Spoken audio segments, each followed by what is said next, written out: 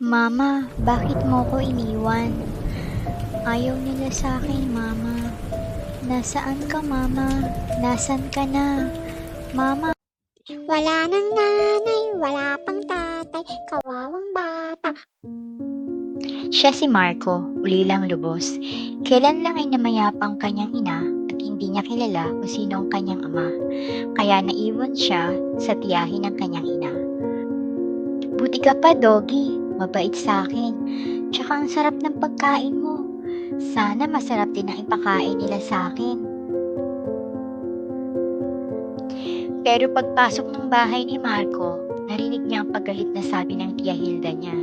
Hindi pa daw siya pwedeng kumain dahil hindi pa tapos kumain ang mga tao sa bahay. Pagkatapos daw nilang kumain lahat, saka lang siya pwedeng kumain. Pero gutom na siya. Narinig niya rin ang pag-uusap ng mga tao sa bahay. Hindi daw siya mag-aaral. Hindi rin siya pwedeng basta kumain kung kailan niya gusto kahit nagutom na siya. At sa bodega daw siya matutulog, dun sa tambakan ng mga lumang gamit.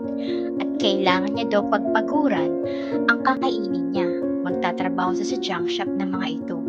Naghihimagsik ang kalooban niya. Gusto niya mag-aral. Ayaw niya dito. Mama, nasan ka na po? Mama. Takbo, iyak, sigaw ang ginawa ng batang si Marco.